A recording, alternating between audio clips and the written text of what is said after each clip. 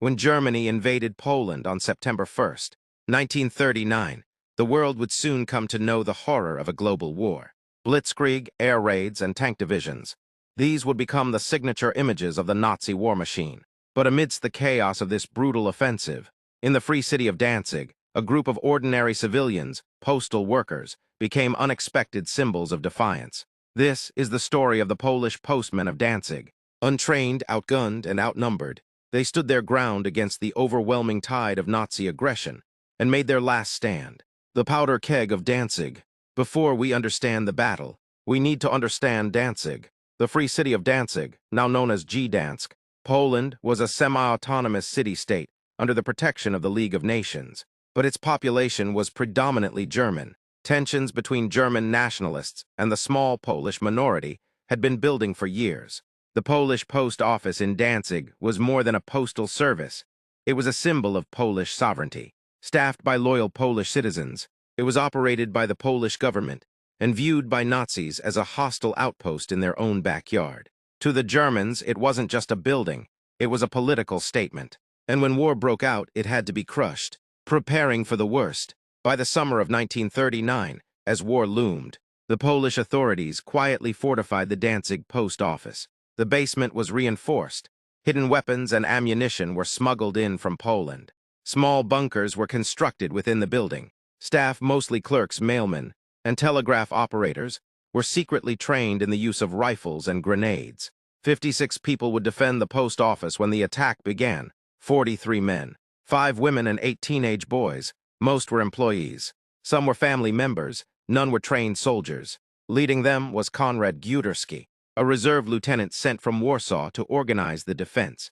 He knew that if war broke out, their job would not be to win, but to hold out for as long as they could. September 1st, 1939, the invasion begins. At 4:45 a.m., the German battleship Schleswig-Holstein opened fire on the Polish garrison at Westerplatte, just across the harbor from Danzig.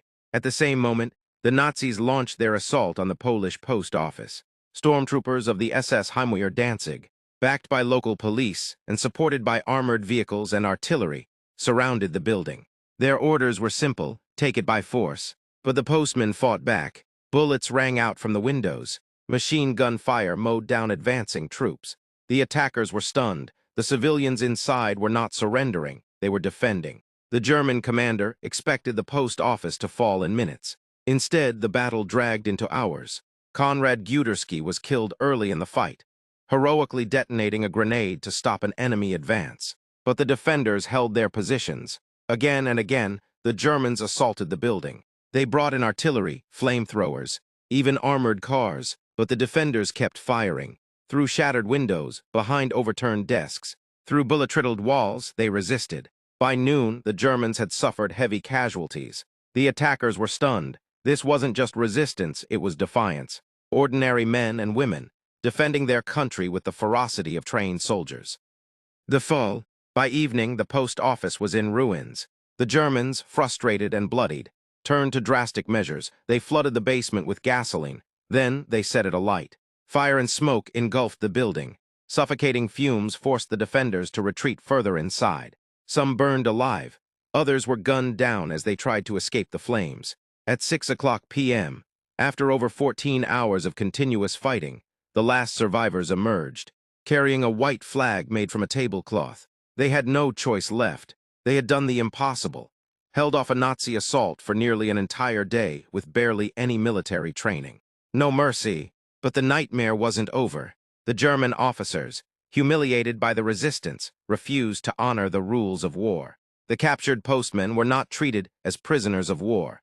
They were labeled illegal combatants. After brief and sham trials, most were sentenced to death. On October 5th, 1939, 38 of them were executed by firing squad. Their bodies dumped into mass graves. Some of the teenagers were spared, sent instead to concentration camps. Only a handful would survive the war. Legacy of the postmen. For years, their story was buried beneath the larger headlines of World War II. But in Poland, they became national heroes. Their defiance, symbolic, desperate, and pure, stood as one of the first acts of resistance in World War II. It wasn't about tactics or victory. It was about dignity, honor, patriotism. These weren't soldiers, they were mailmen. telegraphers, teenagers, mothers. And when the storm of war came crashing down, they made a stand, not for victory, but for the idea of Poland. They delayed the enemy, they gave their lives, and they reminded the world that even in the darkest hour, resistance is always possible. History often remembers the grand battles, the mighty generals, the sweeping movements of armies. But sometimes we must remember the postmen, because in that tiny building in Danzig, a group of ordinary people became extraordinary, and in their final stand, they delivered the first message of resistance.